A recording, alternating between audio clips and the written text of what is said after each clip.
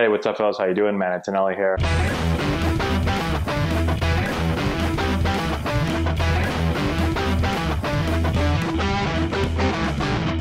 Hey, what's going on, guys? How we doing? Matt Antonelli here. Today we're answering your questions, and today's question is on PED testing at the major league level. So we're going to get into all of that today. I'm going to give you my experience throughout the minor and major leagues. If you're new to our channel, I played 8 years of professional baseball at every minor league level and at the major league level. So we're going to really delve into exactly how the testing is done and what was my experience like. Now, before we get into that, I want to give you this right here. This is MLB's annual report on PED testing.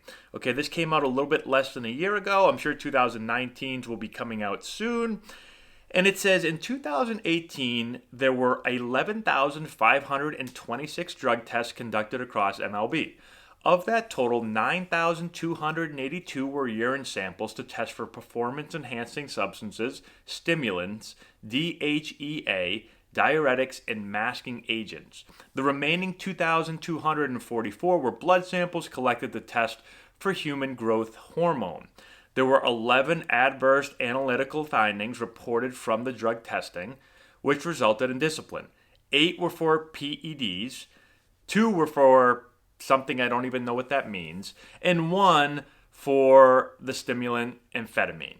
The performance-enhancing substances found were, and then they list a bunch of things again that I don't really know what they are, but they all sound bad. So that just gives you guys a little bit of an idea of how many tests were done, and then also that there were urine tests and there were blood tests, okay? So now let's get back into exactly how the tests go down. How do they happen? When I was playing, for 7 of my 8 years, there were just urine tests, okay? Blood testing didn't come into play until the last year of my career, okay? So for a typical urine test, there's a couple of things to keep in mind. One, they're random, okay? You don't know when they're going to happen. I would say on average, you're going to get tested a couple of times a year, but you never know. What happens is you show up at the ballpark, and usually when you walk into the clubhouse, you'll know once you walk in because usually there's like a little table set up and you'll see the testers there. There's going to be a bunch of boxes that are kind of set on the table, and basically either someone's going to come over to you and say, hey, Matt, you got to do testing today. Or there's a sheet of paper, a couple sheets of paper with names just kind of randomly listed on there. Usually, 10 names or so. And if your name's on there, you've got to go over and get tested. So you go over to the table, you bring your license, you give your license to the tester. They're going to give you a box. You're going to open the box up. There's going to be a couple of little test tubes in there, okay? You're going to have to go into the bathroom and you're going to have to pee into that little cup. Now, they would have to come in and watch you. So you couldn't just go in and pee and then come back out because you could do anything, right? You could use someone else's urine sample, and so they watch you. So you go over to the urinal, you pull your pants down to your ankles, and then you lift your shirt up and you kind of hold it under your arms like this, and they're just kind of sitting there staring at you, and then you pee into the cup.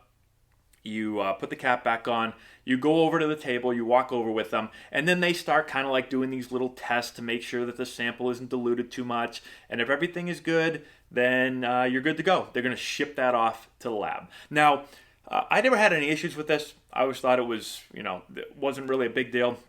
There were a couple of people that had trouble peeing when someone else is watching them. And so I knew a couple of guys that, for one, it would take forever for them to get a sample. And they would just try, and they couldn't do it. I know others that would say, listen, I can't do this with you looking at me. I need to go into the stall. And so, sometimes they would let the guy go in the stall, but they'd be, right outside, making sure nothing fishy was going on in there. I've known some guys that, for whatever reason, didn't like the fact that they had to get tested, and so they would just kind of make the testers wait all night, and they just keep being I don't have to pee. No, I don't have to pee. No, I don't have to pee. And they'd wait forever and make the guy just sit there until the end of the night, and then they'd come in from the game, I don't have to pee. And then finally they would pee, and I don't know why they did that, but I had a couple of teammates that would do that, okay? So anyways, that's how testing works during the season, all right? And again, happens a couple of times during the year. Now, there's also off-season testing. Now, in my 8 years of playing, I only was tested once during the off-season.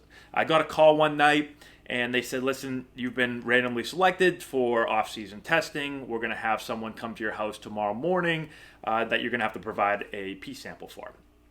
And so basically early in the morning, I got a knock on my door, and it was the same exact procedure. The only difference is you're at a house instead of a clubhouse, okay? So you go in the bathroom, and they've got to come in the bathroom with you. You do the same exact thing, and then you're good, okay? And I went, luckily, 8 years, never failed a test for anything, okay? So I passed all my tests, which is beautiful. Now, the last year of my career, they implemented blood testing, okay? Now, blood testing was to test for HGH. You can't test for HGH with a pee test. And so it was really strange. I remember this vividly. I was with the Indians, and we had like an organizational meeting. We all gathered in the CAF, and basically MLB had some of their testers in there, and they were explaining how the new blood testing was going to work. And it was really strange, okay, because they said, listen, guys, we're going to do HGH testing on you guys randomly, just kind of same thing we do with the pee test, only this will be blood tests. But he goes, the one thing about these tests are they're not great tests. And unless basically you inject HGH within like 24 hours of getting tested, you're not going to get caught, right? He's like, in a few years, we're going to have better testing. But right now, we just, it's first year, we don't have great testing, but we will be getting better. And I remember sitting there and being like turning to the guys around me and be like, is he like telling everyone to go shoot up on HGH? Because why would you tell us this, right? Unless you're trying to trick us. Unless they thought that was funny. Like, yeah, guys, you can't get caught, thinking everyone's going to go do it. And then, I got you guys. We've got the best testing in the world. I don't know if that is what they were trying to do or what. It was really strange.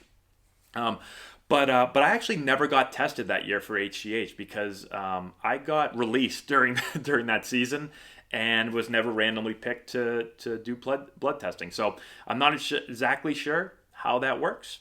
I'm assuming it's the exact same way as the pee test. They probably just show up and, they've got a couple of people that can take blood.